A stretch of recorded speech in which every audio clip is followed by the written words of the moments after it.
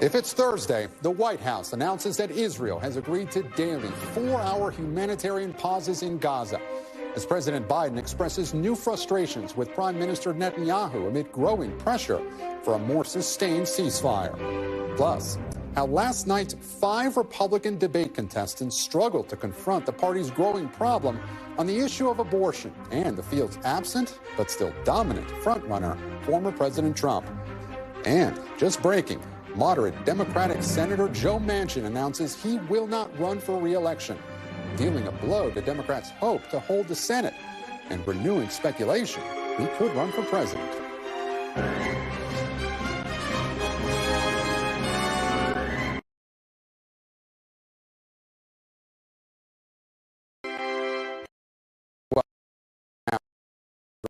Reporting in Washington, where we're tracking the fallout of last night's third Republican presidential debate hosted by NBC News after the 5 candidates on stage seemed to struggle when faced with their party's 2 biggest liabilities at the ballot box, Donald Trump and the issue of abortion. We'll dive into the very latest in the presidential race in a moment, including the news from Joe Manchin that suggests he might run. But we begin with breaking news in the Israel-Hamas war after the White House announced that Israel has agreed to daily 4-hour pauses in military operations in northern Gaza, starting today, as it faces escalating pressure to address a spiraling humanitarian crisis, a rising Palestinian death toll, and ongoing efforts to free hundreds of hostages. It is unclear if the commitment from Israel represents a change in its current military operations. Israeli officials today said the fighting will continue, along with, quote, tactical, local pauses for humanitarian aid. Yesterday, 50,000 people fled northern Gaza, many on foot, according to the United Nations. The announcement comes as President Biden is facing pressure from members of his party to call on Israel to do more to stem the humanitarian crisis. The White House acknowledging today that a series of 4-hour pauses is far short of what it wants. Speaking on the tarmac at Joint Base Andrews earlier today, President Biden said he'd push Prime Minister Netanyahu for a significantly longer pause in military operations.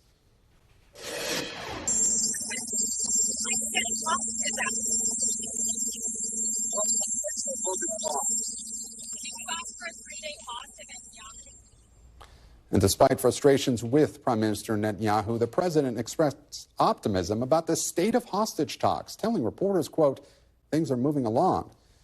An official tells NBC News CIA Director William Burns, along with his Israeli counterpart, are both in Doha today for trilateral talks on hostages and humanitarian aid. And a White House national security spokesman, John Kirby, told reporters that the agreement marked significant progress and that it could provide a crucial lifeline for civilians and for potential efforts to free hostages. Around the same time as the White House made the announcement, a militant group inside Gaza known as Palestinian Islamic Jihad released footage of 2 hostages, claiming they're ready to release them if their conditions are met. You're looking at the missing posters of the 2 hostages. We're not showing the video out of respect of a request by the families, as it shows the pair in captivity speaking under duress. And joining me now on set is my White House colleague, Monica Alba. And with us from Israel is NBC's Aaron McLaughlin. Aaron, I want to begin with you. I want to start on that latest video release of the hostages by the Palestinian Islamic Jihad. Do we know how many hostages are held by them versus Hamas? And how does this all complicate efforts to get hostages released when they're held by different groups? Well, Gabe, chaos is the word that would describe the hostage situation. It seems as though not even Hamas knows where all of these hostages are at present.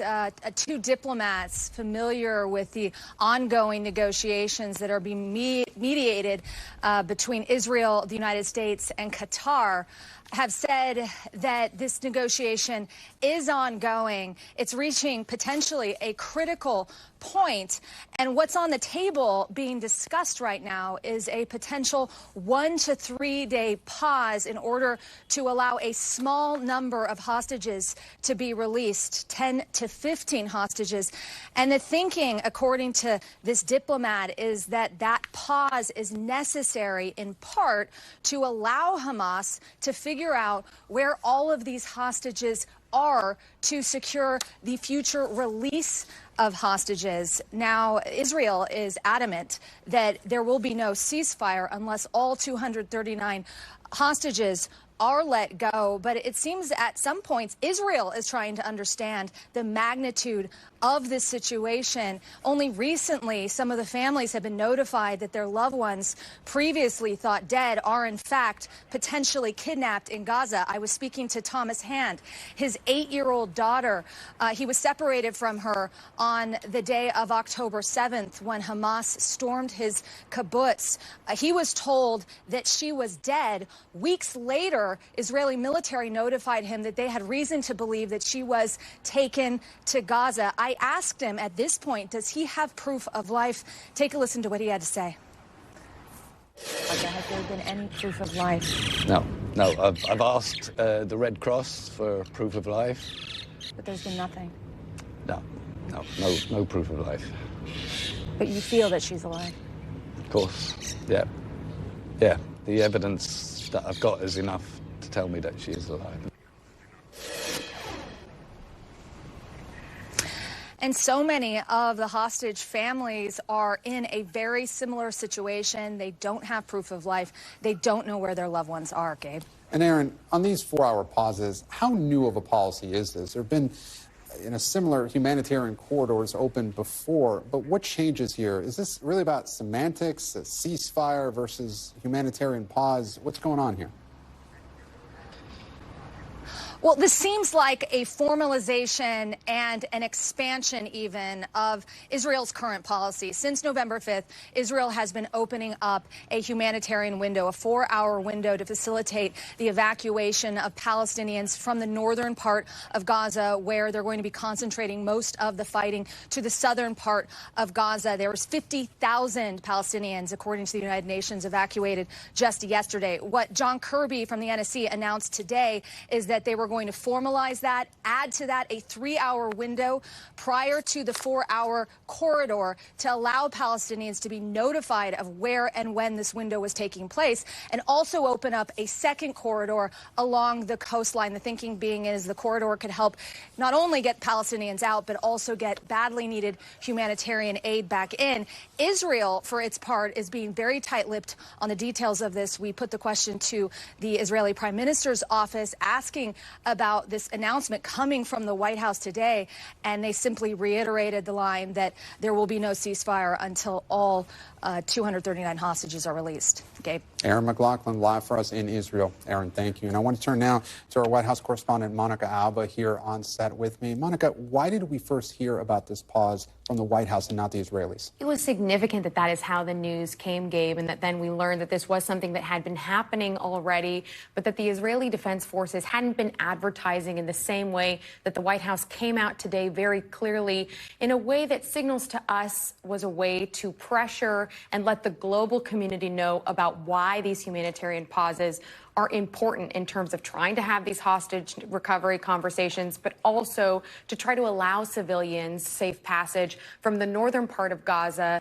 to the south. What's significant here, according to the White House, is that they are going to be adding this humanitarian corridor. But when the IDF came out today and said, look, this is something we've already been doing for a few days, a U.S. official told us what's important here is trying to send the message of why this matters and why it needs to keep happening for several days. So the fact that you're not going to see military operations during this agreed upon 4-hour pause is something that even President Biden to reporters signaled was something he had pressed Prime Minister Netanyahu to do. And he even said, the president, that he was disappointed in how long it took to get to this place. So it's clear that it's a little bit about ramping up the pressure on Israel while the U.S. is saying we're not directing the Israeli military on how they should operate, but they're clearly in favor of this after the Biden administration has come under immense pressure to say and do more. It was interesting, the president's response today, a little bit of daylight, which you don't often see or haven't seen in the last few weeks between President Biden and Netanyahu, with the president saying that he seemed frustrated that he had asked for a longer pause. How surprising was that to hear the president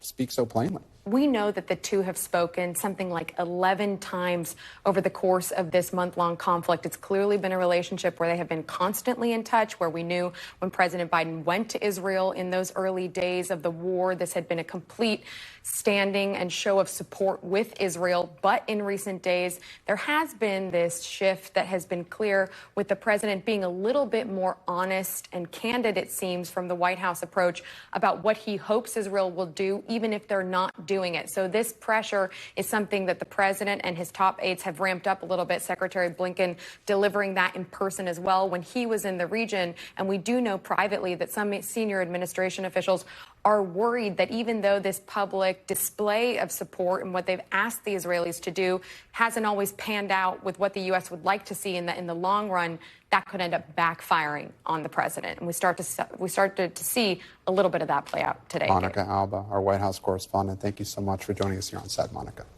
And now I want to turn to more on the humanitarian situation in Gaza. And joining me now is Dr. Tanya Haj Hassan, a pediatric intensive care and humanitarian doctor who also works as a learning and development trainer with Doctors Without Borders. Dr. Haj Hassan, what is your reaction to this 4-hour humanitarian pause? What does this mean for organizations like Doctors Without Borders who are on the ground?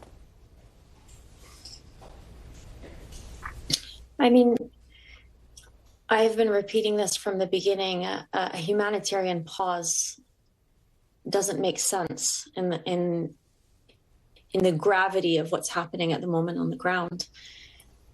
You have a population that's completely besieged, more than half of which is internally displaced, living in awful conditions, strangulated from access to food, water, electricity, medicines, emergency services, rescue operations to remove the bodies from under the rubble. A humanitarian pause would be a break for people to move, maybe see if they can access food and water, whatever's left within the territory, only to then to be indiscriminately bombed right after. I just want to paint a picture of what has been happening recently, because people have been asked to evacuate from the north to south. Meanwhile, the road from the north to south, by some of my colleagues in the Gaza Strip who I'm in touch with, has been called the corridor of death. People have been targeted and killed on that road as they're trying to evacuate on foot. And then emergency vehicles have been prevented from reaching them, both to try and get them to a hospital or to evacuate the dead bodies, and they're just left there on the roads. Even the ambulances that have been trying to evacuate patients through the south, you may remember from 2-3 days ago, the ambulances that were targeted just outside of the largest trauma hospital as they were trying to evacuate patients. So, you know, I appreciate any efforts at getting humanitarian aid, but the real question that I don't want this or any other nominal efforts to distract from is the immediate need for a ceasefire. You have a besieged population essentially living in a large concentration camp, unable to flee the indiscriminate bombardment, dehydrated, drinking water that is not potable, that is giving rise to diseases, hungry, no access to food, no access to fuel. Hospitals are sending out SOSs saying we are having to shut down large proportions of the electricity supplying the different areas of our hospitals, and we're using the last little bit of fuel that we have left to supply, for example, the intensive care unit where we have ventilators, or the operating room where we also need ventilators and other electronic equipment. But that means that the rest of the hospital is functioning in pitch dark.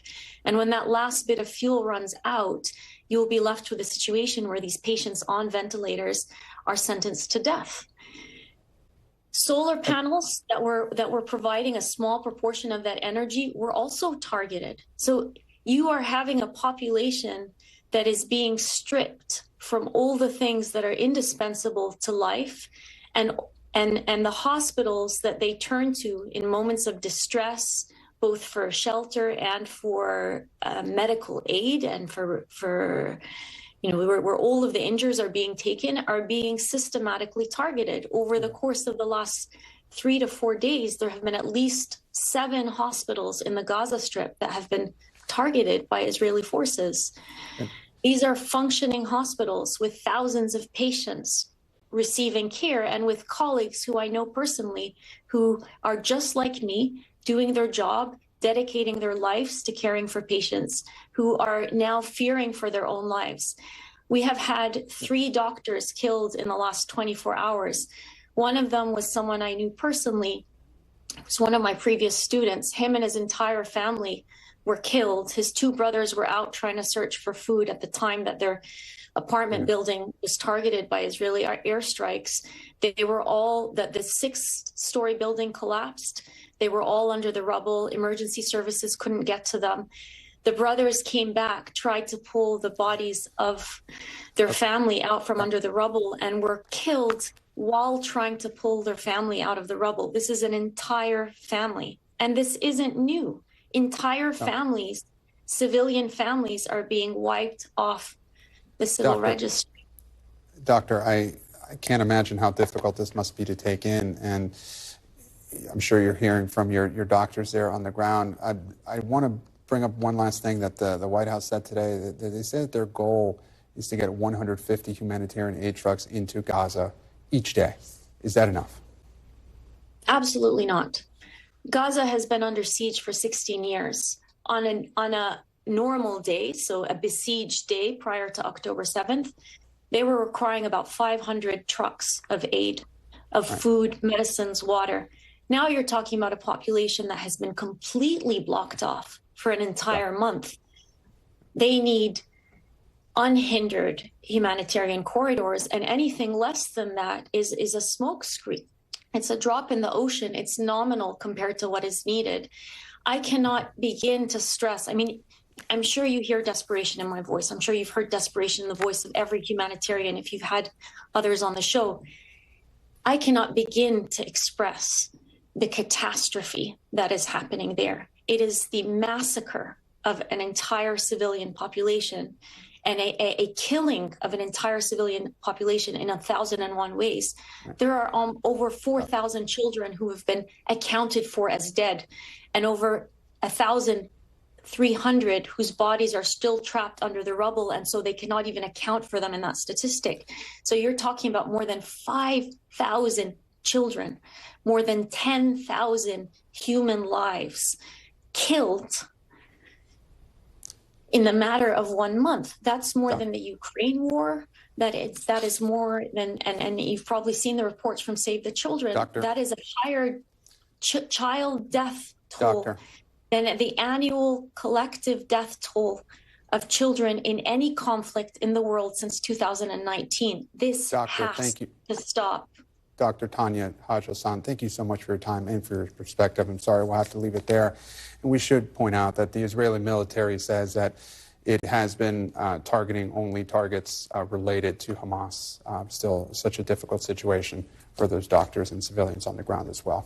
Thank you for your time, Doctor. And coming up, debate night divisions. The Miami debate stage got heated at times last night as the candidates and the Republican Party tried to reckon with Donald Trump and the abortion issue. Plus, the White House wants to take a victory lap after Tuesday's elections scored big wins for Democrats. But Biden's name was not on the ballot, and more polling is showing more problems for the president as he may be about to get a primary challenge from Senator Joe Manchin. You're watching Meet the Press Now.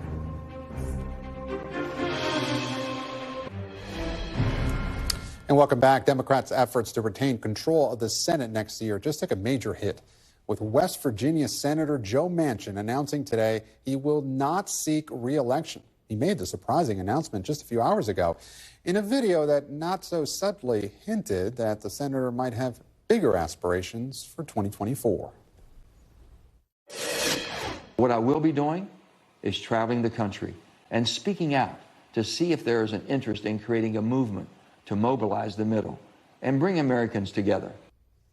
The centrist Democrat was already facing a tough reelection fight, and his announcement this afternoon all but assures Republicans will win his seat in the state Donald Trump won by nearly 40 points in 2020. And joining me now is NBC News senior Capitol Hill correspondent Garrett Haake. And Garrett, you're joining us live there from Miami. How surprising was today's announcement?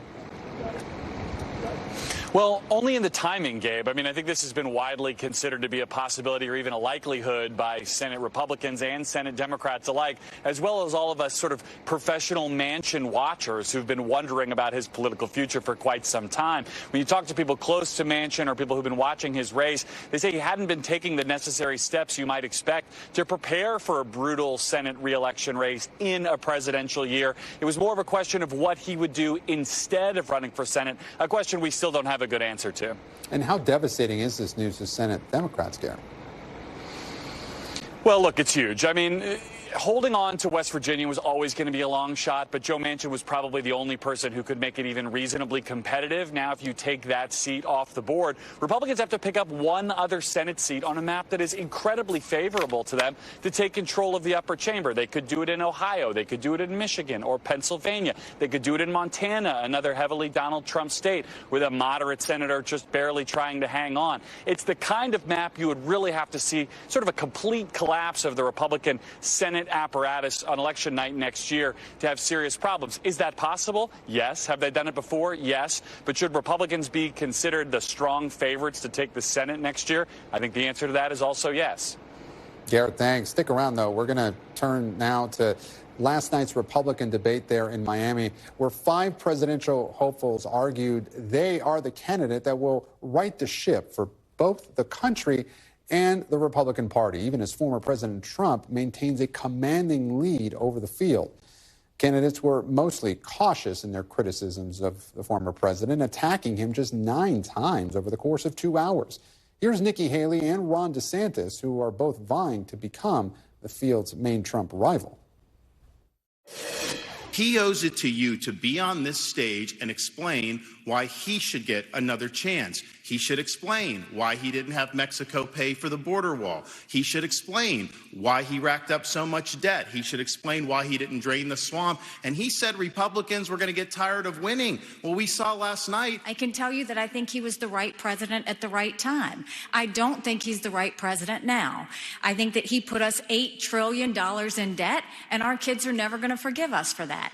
I think the fact that he used to be right on Ukraine and foreign issues, now he's getting weak in the knees.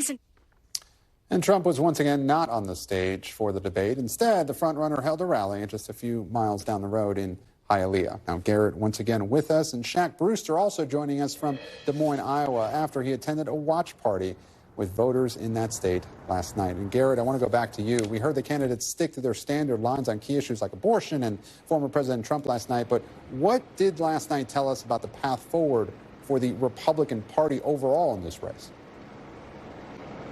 Well, what it told me is that none of these candidates are quite ready to try to take up the mantle of being the major challenger to Donald Trump. You saw that first round of questions where some of these candidates, including Haley and DeSantis, were critical of the former president. But after that, they barely took a moment to breathe his name. And we know why that is. Attacking Trump directly isn't popular with the Republican-based voters that these candidates are going to need if they're ever going to try to dethrone Trump. And you saw them do this kind of compliment criticism sandwich approach, where every attack on Donald Trump was wrapped in praise for his policies or praise for him as a president, trying to turn the page, give a permission structure to Trump-friendly voters to let the guy go and go with one of these other candidates. But I don't know that you saw anything last night that's going to fundamentally change the dynamic. I mean, Haley continues to impress in these debates, but I think you're probably going to find smaller and smaller audiences and smaller numbers of persuadable voters the closer we get to the Iowa caucus now in 2 months.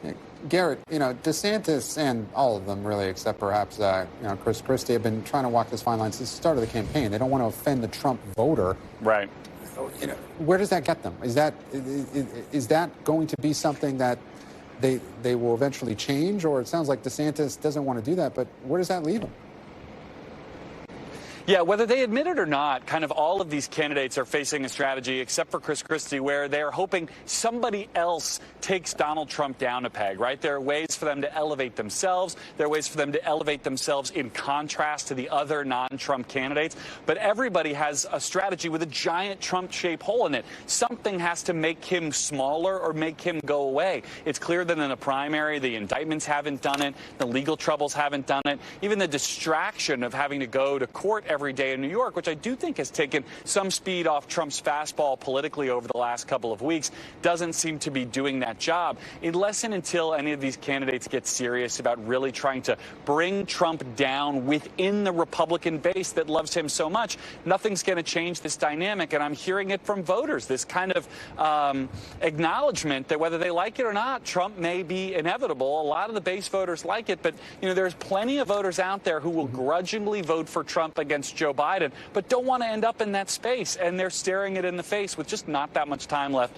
to change the dynamic. Right, and as we saw Donald Trump holding that rally in Hialeah last night, didn't seem too concerned. Okay, now I want to turn to Shaq, who's, Shaq, what did you hear from Iowa voters last night after the debate? Did it change anything for them? Well, Gabe, there didn't seem to be any fundamental change in the voters' minds after that debate. One thing that I talked to people about as they were coming in was, where do you stand right now? How are you looking at the candidates? Who are you supporting? And there was no one who flipped based on the election or based on the debate performances. But you did hear some shifts that were taking place. And, one thing that we saw in our NBC News Des Moines Register MediaCom poll that was released last week is that you have the majority of Iowans saying that they are still up for grabs, so to speak, that their minds could be changed based on new information. And I think one thing that you can hear in the conversations that I had is the willingness to at least consider other people based on what new information they get. Just listen to some of those conversations. I love what Trump did. I said I was stuck between Tim Scott, Ron DeSantis, and Donald Trump, but I'm probably going to vote for Ron DeSantis in the caucuses. My allegiance is still with Donald Trump, but I really like the way that Ron DeSantis came out, I think, much stronger in this debate than he did in the first one. I'm hands down Nikki Haley. We need serious politicians in office. She's clearly very knowledgeable, and she's willing to speak the truth, even when the truth is not what people want to hear. One thing that I asked at the end of the debate in that room full of Iowans was, I said, raise your hand if you think Donald Trump should have been on that stage and should be on future debate stages, and nearly the entire room raised their hand. The problem is, many of the people who raised their hand also said at the end of the day they plan on caucusing for Donald Trump. So you always have that feeling where people say, I'm looking at someone else, but I still really appreciate the former president. Yeah, there's that inevitability idea. Garrett and Shaq, thank you both so much. Now, up next, don't bet against Biden. That's the message from the White House, even as the president faces a crisis of confidence among voters across the country and in key battleground states. You're watching Meet the Press Now. Stay with us.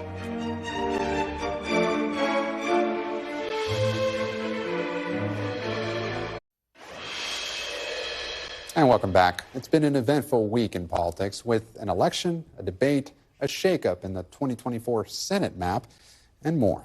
What it all means for the Biden reelection campaign? Well, we're about to find out.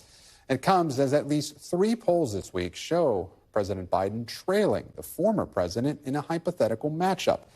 That includes the New York Times Siena College poll that shows Donald Trump ahead of Biden in 5 of 6 battleground states. At the White House today, the president dismissed the significance of those polls. 8 of them I'm beating. 8 of them. You guys only do 2. CNN and New York Times. Check it out. Check it out. We'll get the copy of all those polls. You don't believe you're trailing in battleground states? No, I don't. And I'm joined now by NBC News White House correspondent Mike Memoli. And Mike, we were expecting to have a surrogate from the Biden campaign. Unfortunately, they canceled last minute. But it is great to have you here. And I want to know more about what the Biden campaign is saying in reaction to these polls over the last few days that don't seem to be looking so well for them. No, that's right, Gabe. I mean, it's interesting because, first of all, the Biden campaign is starting to actually feel more like a campaign. They've been really staffing up. They're into their more permanent space in the headquarters in Wilmington, and they are very actively engaged in what they're calling pundit accountability, right? They have a real chip on their shoulder about the way this campaign is being covered right now, and the view that there's too much of a freak out, let's use that technical term, about what these polls are showing. Their argument is that what we should be looking at are election results like on Tuesday night when, as they view it, sure, Joe Biden wasn't on the ballot, but the Biden message was Steve Beshear, the governor of Kentucky, running on things like infrastructure, on the CHIPS bill, things that he's been able to use in Kentucky to grow the economy. The salience of the abortion argument still very powerful in Ohio, in legislative elections in Virginia. They say these are very much arguments that the Biden campaign has been and will continue to be making, and that will put a lie to the idea that there's need for Democrats to be worried about. But two things can be true, Gabe, right? The same fear and motivation that's driving voters to the polls against the MAGA agenda, as the Biden campaign put it, also has Democrats especially worried that Joe Biden is maybe not the best person to lead them into that fight next November. So the real challenge for the Biden campaign is going to be really showing that Joe Biden can strongly carry that message forward. And there's still, as these exit polls are showing us, a lot of question about that. And you mentioned this, but this is something that the Biden administration has been saying for the last couple of weeks, especially trying to tie what's going on to MAGA extremism. That's something that they feel that, the election earlier this week really brought up. And, from the White House podium earlier this week, Karine Jean-Pierre mentioning that President Biden was injected into the Kentucky race and seemingly taking a victory lap there. But specifically for these battleground states, how are they explaining these specific polls? I know they say it's a year out, but for example, in Michigan, where the president is down several percentage points, I was there earlier this week and talking to Arab Americans there that have significant concerns about how the Biden administration is handling the Israeli-Hamas war. What's the Biden administration saying about places like Michigan? Well, they're saying, listen, we're basing all of this on polls, and there are different polls showing different results. They actually sent a memo to reporters saying, here are different polls that showed the president leading the former president, and we didn't cover those polls in the same way. But I challenged the Biden campaign today as they were speaking with reporters. Do you have internal polling, your own polling, that you could share with us that shows a different result? They weren't willing to do that. So if they don't have those numbers that show a different result, they're not willing to share them. They say they're doing other measurements of things like some of their television advertising, which shows that their message is moving voters. And then they say this, listen, there's a year to go. I was covering the 2020 Biden campaign after Iowa, after New Hampshire, when he was, as they rightly say, he was counted out, and just a few weeks later, he was the nomination. So we have a long way to go, Gabe. The question is time going to be a friend for the Biden campaign, especially with all these developments that continue to add to Democrats' concerns? And really quickly, while I have you here, any reaction from the White House or the campaign regarding the breaking news in the political world this afternoon, Joe Manchin not running for re-election, and perhaps suggesting he could be running on a no labels on a third party ticket. Who knows if it's no labels, but any reaction from the White House? Yeah, not just yet, Gabe, but what's interesting is we know that a top White House advisor to the president, Steve Ricchetti, has been closely keeping tabs on Joe Manchin. They had dinner fairly recently as he was, for instance, not showing up for one of their events touting the Inflation Reduction Act. They certainly have kept those open lines of communication to get a sense of what he's doing. Another third-party candidacy is not what the Biden campaign needs right now, though, that's for sure. Mike Memoli, our White House correspondent and our Biden expert here at NBC. Mike, thank you so much for pinch hitting. Again, we were expecting a surrogate from the Biden campaign. Unfortunately, I had to cancel last minute. Mike, thank you. And after the break, two parties, two unpopular leaders, and no clear path forward. We're digging deeper into the nation's treacherous political environment following a chaotic 24 hours in American politics. The panel is next. You're watching Meet the Press Now.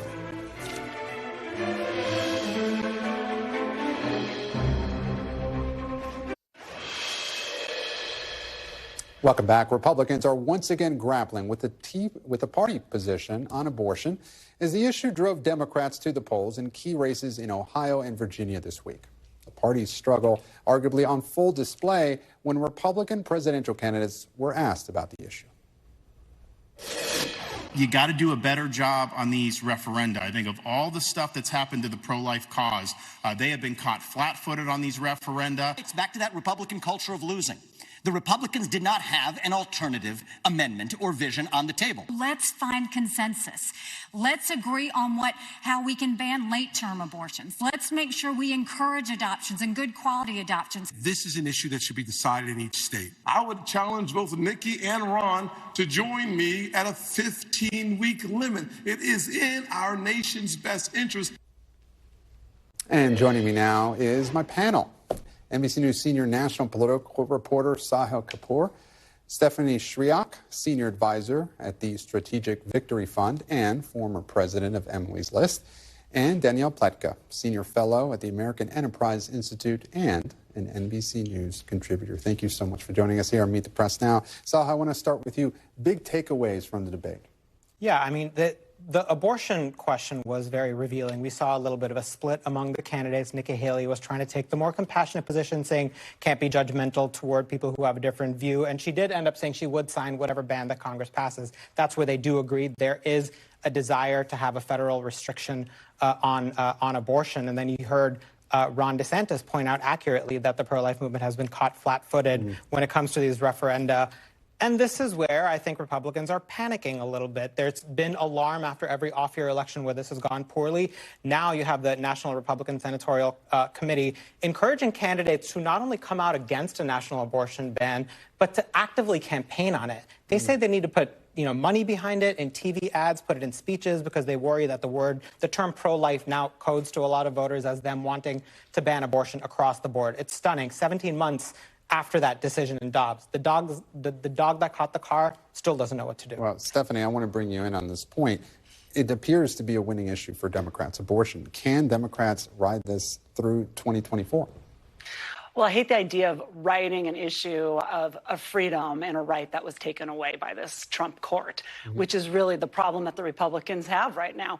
It's not a messaging problem. It's not that they're positioning themselves incorrectly. They have the wrong policy for the American people. They are not losing these referenda because they're doing a poor job. They're losing because they're wrong on the issue. And until they change their actual position and give that right back to women, they've got a huge problem in every election moving forward until we have a national conversation about what we're going to do here. And Danny, should Democrats be worried at all about Nikki Haley's more moderate stance on abortion? It doesn't really not matter since she's so far down when compared to former President Trump. But what do you make of that, the more moderate position that Nikki Haley has? Well, I think she's trying to be responsive to what she sees and what Sahil laid out as a series of failures, as responsive to what the public view is. I don't think the public is quite as hard over as Stephanie describes. 15 weeks is actually a position that most Americans support. When you start to go beyond that, they don't. But I think the Republican Party, as you rightly said, has simply lost the fight on messaging. Now pro-life means anti-abortion. But turning now to the attacks on former President Trump, DeSantis pinned the recent election losses on the former president, but did any of them go far enough? I mean, besides Christie, I guess. But did DeSantis go far enough in blaming the election losses on for Republicans on Trump? I mean, no, I don't think so. But what's interesting and what I think Democrats need to watch for is we can see in these elections where Trump is not on the ballot that we have very good turnout coming out, which is good. A lot of that recently has been driven by the issue to protect abortion access, but also other issues. But Trump does pull out these atypical voters when he's on the ballot. So when we're looking at 2024 as Democrats, we got to get real serious about making sure our coalition goes to the polls. We know how to do it. We can do it, but we got to do those because he does pull out a different group of voters that don't come out when he's not on the ballot. All right. And Sahil, some of the voters in Iowa told our Shaq Brewster that they really do want to see Donald Trump at these debates. Of course, the Trump campaign has said he's not going to the next debate. They feel he has no reason to. But do you see there in any world where it would be beneficial for Donald Trump to participate in these as we head closer into the Iowa caucuses? At this point, from a pure political standpoint, no. He skipped the first two debates. It didn't hurt him. He skipped the third debate. It's unclear that will hurt him. I think clearly Ron DeSantis, you see on stage, is trying to make Donald Trump pay a price, as he did the previous debate. He did it last night. Are voters going to, is that going to work? Ron DeSantis has been a little bit behind the curve every step of the way here with Donald Trump. Remember, it took months for him to even begin attacking Donald Trump. While Trump was trashing him on a daily basis, he wouldn't even defend himself because he wanted to operate on his own timeline. I think Trump changed that timeline, and I think DeSantis has been playing catch-up ever since then. Right now, there's one Tier 1 candidate. Trump is polling above 50% nationally, dominating the whole field. And I would say DeSantis and Nikki Haley are the two Tier 2 candidates if he were to collapse. And before I turn to the breaking news of the last few hours, Danny, I want to get your thoughts. Was last night Tim Scott's swan song? He's such a nice man. No, he is. And I say that not insincerely at all. He is a lovely man, and he has a good message, but it didn't feel like he made it last night. And, my colleague Mark Thiessen has a column in the Post just saying, we need a debate with Nikki Haley and Ron DeSantis. Everybody else is a distraction. They're the undercard at this point. Everyone else is just there to talk. And I agree with that, actually. I mean, it'd be nice to have Donald Trump there, but obviously he's too busy being indicted and maybe too scared to stand up with these younger, more vital people. Sal, I want to turn to you, your beat on Capitol Hill. So I want to get your thoughts on Joe Manchin not running for re-election, suggesting, insinuating that he might run for president. How do you see this shaking out in the next couple weeks? Well, firstly, it's an earthquake in the battle for the Senate majority in 2024. Joe Manchin has been defying political gravity in his ruby red state for many years, winning a state that Donald Trump recently won by 39 points in a year where he lost the national popular vote quite substantially. So Joe Manchin is probably the only Democrat in the entire state who could have held West Virginia. That is over now. It's an easy pickup for Republicans. That means the battle for the Senate starts at 50-50 in 2024. There are 7 states that Democrats are defending, 2 red states, Ohio and Montana, and then 5 purple states where Democratic incumbents are defending. Republicans just need to flip one of those and hold their own seats in order to gain the majority. It's going to be a very, very difficult map for Democrats. If there's one silver lining, and it's very hard to find one, but if there's one silver lining for Democrats, it's that West Virginia would have been a very difficult hold even if Manchin did run for Senate, and this now frees up money that they might be able to spend to protect their others. Stephanie, Sahil just mentioned the congressional races. What does this mean for the presidential race? What if Joe Manchin jumps in as a third-party candidate? What does that mean for the Biden campaign? Well, I truly don't believe he's going to jump in and run for president. I just don't. He's not the kind of person who's going to lose. Okay. Shall I say. So he's smart enough not to do that.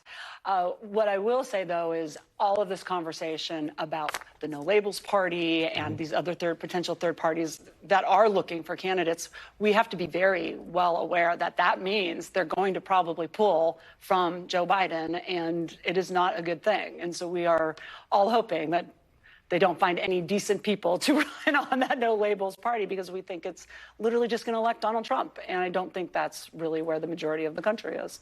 Right. Well, we're going to have to leave it there. Stephanie, thank you so much. Danielle and Sahil, appreciate you joining the panel. And still to come, a Republican Party transformed. Former Republican Congressman and member of the House January 6th Committee, Adam Kinzinger, joins me next. On the former president's power and the party's leadership problem in Congress. Don't go anywhere. You're watching Meet the Press Now. Stay with us.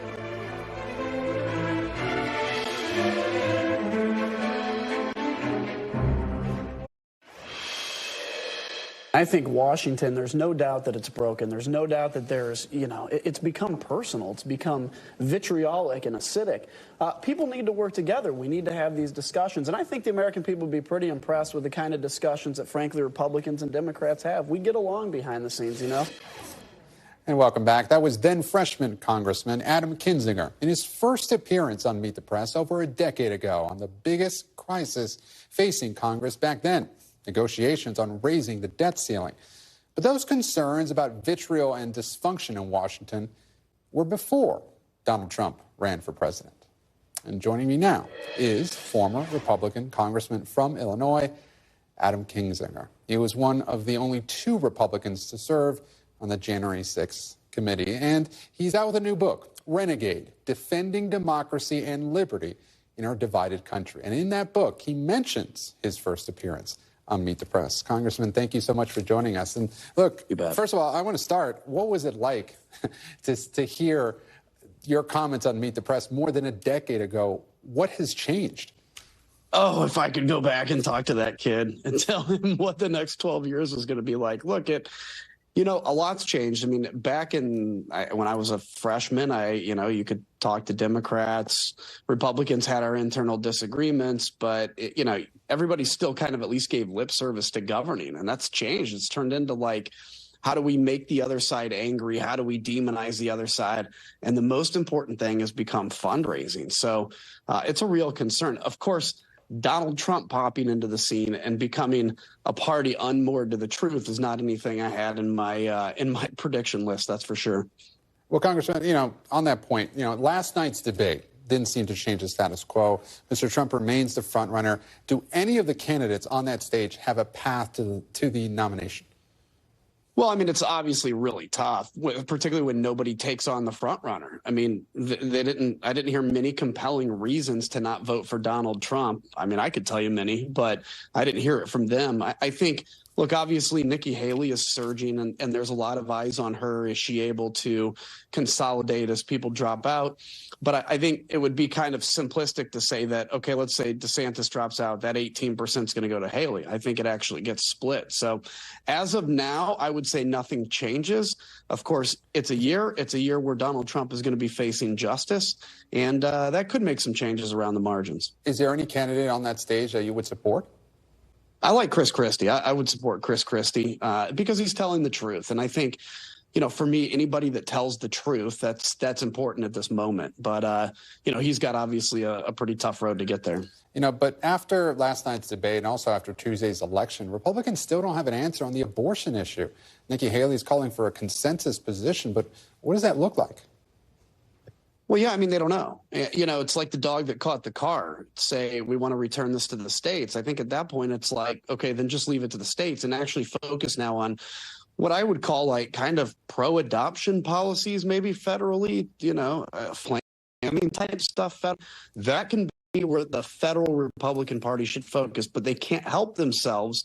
And they're pushing this 15-week, but then somebody wants 6, and they're internally divided. And what you saw up on the stage is you don't want to tick off anybody in the party because you need all their votes. So you just kind of hem and haw around the issue. And yeah, I mean, it's something that the party may not have a specific position, but each one of these candidates should have a position that they talk about. All right, Congressman, let's turn to your book. You said in the first hearing, the January 6th committee's mission is to find the truth and ensure accountability. Donald Trump is the GOP frontrunner. So did the committee fail to meet its mission? No, actually, I think we succeeded because we were able to achieve a lot more than I frankly ever had hoped when we got started.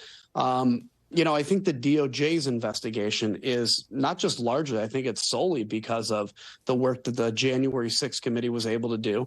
And ultimately, I never thought we'd be able to change the mind of, every Republican. I didn't think that at all. I certainly wish we would have done more.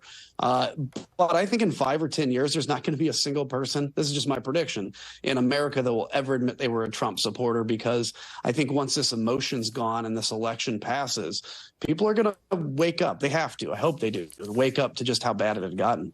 Well, one of the engineers of the election conspiracy theory and an ardent Trump supporter is now Speaker of the House. So why wasn't there more accountability for those lawmakers who were involved in efforts to overturn the election?